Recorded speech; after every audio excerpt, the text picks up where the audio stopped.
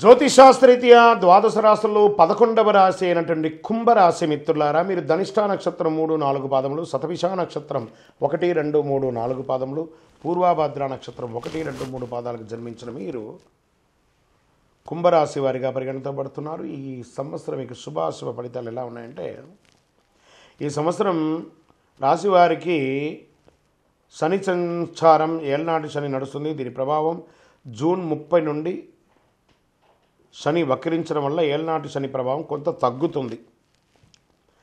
ఆరోగ్యం పట్ల కాస్త జాగ్రత్త వచ్చే అవకాశాలు ఉన్నాయి, కొంచెం మెరుగుపడే అవకాశాలు ఉన్నాయి. 2వ స్థానంలో రాహు, అష్టమంలో కేతు, చతుర్థంలో గురువు యొక్క సంచారం జరుగుతుంది. అన్ని పనులు ఆలస్యంగా జరిగినా ఏదో విధంగా జరిగిపోతుంది. శారీరక శ్రమ అధికంగా ఉంటుంది. 2వ స్థానంలో రాహు సంచారం కారణంగా విదేశీ యోగం లేదా విదేశీ ఉద్యోగ యోగం లేదా ఇంపోర్ట్ ఎక్స్పోర్ట్ బిజినెస్ యోగం ఇవన్నీ కలిసి వస్తుంది. ఉద్యోగస్తులకి వర్క్ ఫ్రమ్ హోమ్ అయినా ఉద్యోగం అయితే వస్తుంది. మే 1 నుండి గురువు 4వ స్థానంలోకి మారడం వల్ల ఉద్యోగస్తులకి చాలా చాలా చాలా అనుకూలం. పై అధికారుల నుంచి ప్రశంసలు, కింద వాళ్ళ దగ్గర నుంచి మీరు కోరిన ఇంక్రిమెంట్, ప్రమోషన్స్ అన్నీ వస్తుంది. కొత్తగా ఉద్యోగానికి కోసం ప్రయత్నం చేసే వాళ్ళకి ఆఫర్ లెటర్స్ కూడా వస్తున్నాయి. అష్టమ కేతు వల్ల ఆస్తిపాస్తులు వివాదాలు తలెత్తే అవకాశాలు ఉంటాయి, జాగ్రత్త.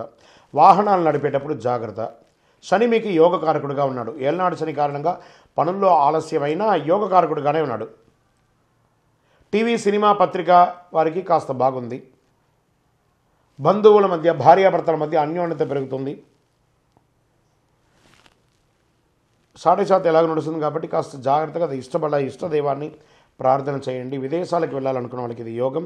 వ్యవసాయదారులకైతే చాలా యోగంగా ఉంది ఈ యొక్క వర్షం అంతా కూడాను. ఇంకనూ సకల దోషాలు తొలగి ఆనందంగా ఉండడానికి నవమూలిక సిద్ధ ధూపంతో ధూపం వేస్తూ మీ ఇష్టదైవాన్ని ప్రార్థన చేయండి. మీ యొక్క వ్యక్తిగత జాతకం తెలుసుకోవడానికి కింది నెంబర్లో ఉన్నటువంటి నెంబర్కి మీ పేరు, date of birth, time of birth, place of birth WhatsApp చేయండి. మేము మీకు రిప్లై ఇస్తాం. విజయోస్తు.